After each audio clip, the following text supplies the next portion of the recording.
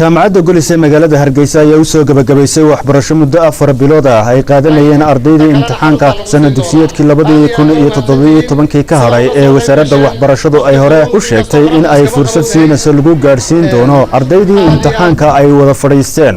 waxaana halkaasi ka hadlay qaar ka mid ah barayaashii ardaydaasi oo ka waaya waramay muddadaasi 4 bilood ah ee ardaydaasi ay waxbarayeen halkan muddo afar bilooda oo bisha socota ay ku jirto waxaan ku hayay ardaydii dugsiyada sare ee exaamka ama records-ka dib loo siinayay ardayda waxay ka kala socdaan 26 iskuul oo dalka oo dhana ardaydaasi dadaal badan iyo juhdi badan ayay waqtiga la siiyay soo galiyeen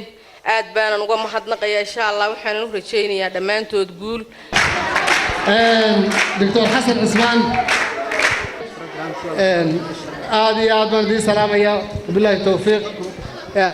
xafladan ardayda loo sameeyay waxa ka soo qayb galay mas'uuliyiin waalidiin iyo marti sharaf lagu marti qaaday waxaana halkaasi ka jeediyeen hadallo ay ku dhiirigelinayaan ardayda kuwaasi oo ka waramay qiimaha waxbarashadu ay leedahay qiimo iyo sharaf iyo milgay noo tahay maanta ardayda u diyaar garooba inay galaan jaamacadda Golis in halkan munaasabadan qiimaha badan loogu qabto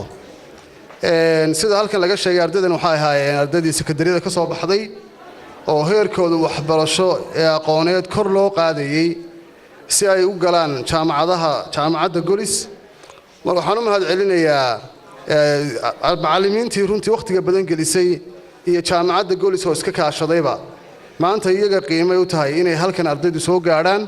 oo diyaar garoobaan imtixaanka jaamacadda inay galaan gudoomiyaha jaamacadda Golis Professor Saciid Axmed Xasan oo halkaasi ka hadlay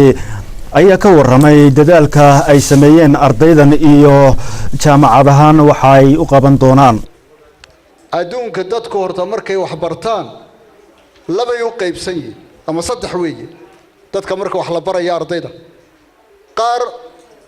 waxa la yiraahdaa slow learners baa la yiraahdo si yar oo degan oo laakiin gaabisa ayaa laga yaabaa qofkaasi inuu wax u barto laakiin waxa suurtooda ka gaabiska wax u bartay inuu ka wanaagsanaado ka markiiba wax yar loo sheego ee fahma waayo slow learnerku maskaxdiina wuu ku haynaya waxaana laga yaabaa inaanay weligood ka bixin oo uu haysto kan dhexdhexaadkuna dawaaba inta dadku u badan yihiin imtixaankana waa la isku qabsadaa imtixaankan ardayga laga qaaday horta ma qiimeeyay ardaygii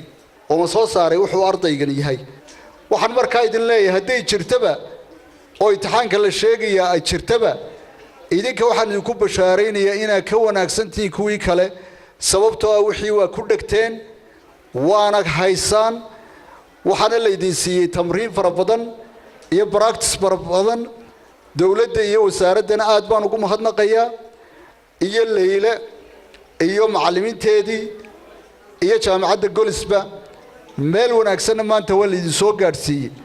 waxa haysataan cid idin ka qaadi karamayso gabagabadiina waxa halkaasi shahaadooyin lagu guddoonsiiyay macallimiintii kala duwaneed ee ardaydaasi wax u dhigayay